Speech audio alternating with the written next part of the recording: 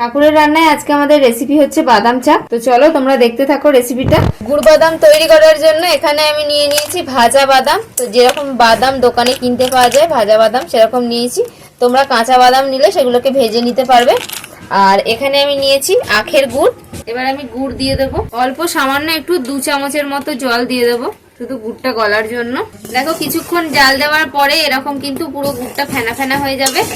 আর এভাবে গুড়টাকে জাল করে নিতে হবে, একটা চিট তৈরি করতে হবে গুড়ের মধ্যে। আর আঁচটাকে একদম মাঝারি রাখতে হবে। তো আমি এভাবে করতে থাকবো, বেশ কিছুক্ষণ করতে হবে। তারপর কিভাবে চিটটা হবে আমি তোমাদের দেখাচ্ছি। এখন এভাবে মাঝারি আঁচ করে নাড়াচাড়া করতে হবে। একটু তেল মাখিয়ে নিলাম একটা বোর্ডের মধ্যে। এবার একটা বাটির মধ্যে গুড় থেকে অল্প একটুখানি নিয়ে একটু চেক করে নেব। যখন দেখবে গুড়টা চিট চলে এসছে তখন এটা এভাবে ভেঙে যাবে। তো আমাদের গুড়টা চিট চলে এসছে। এবার এর মধ্যে বাদামগুলো দিয়ে দেব।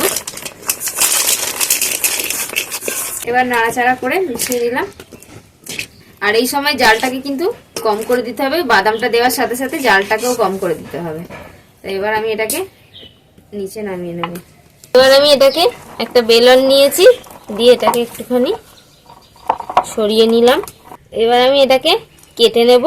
তো গরম থাকতে থাকতেই এটাকে কেটে নিতে হবে, না হলে কিন্তু যখন ঠান্ডা হয়ে যাবে তখন কিন্তু একদম শক্ত হয়ে যাবে আর কিন্তু কাটা যাবে না। এবার ঠান্ডা হয়ে গেলে এটাকে তুলে নেব। তো দেখো এবার অনেকটা ঠান্ডা হয়ে গেছে। এবার আমি ওই দাগে দাগে একটুখানি কেটে নেব। এই যে দেখো কত সুন্দর হয়েছে, একেবারে কিন্তু দোকানের মতো। এবার সবগুলোকে ছাড়িয়ে নেব। তো আঁচটাকে কম রেখে গুড়টাকে জাল দিতে হবে। আর চিটটা ঠিকঠাক তৈরি করতে পারলেই কিন্তু এরকম বাদাম চাক তোমরা তৈরি করতে পারবে বাড়িতে। তো চিটটা ওরকম জলের মধ্যে দিয়ে বুঝতে হবে। তো আমাদের বাদাম চাক তৈরি হয়ে গেল। দেখতেই পাচ্ছ কত সুন্দর হয়েছে। তোমাদের একটা ভেঙে দেখাই। এই যে দেখো কি সুন্দর, একদম মচমচে, পুরো ভেঙে যাচ্ছে এভাবে। দোকানে কিন্তু এরকম হয়, একদম পারফেক্ট হয়েছে।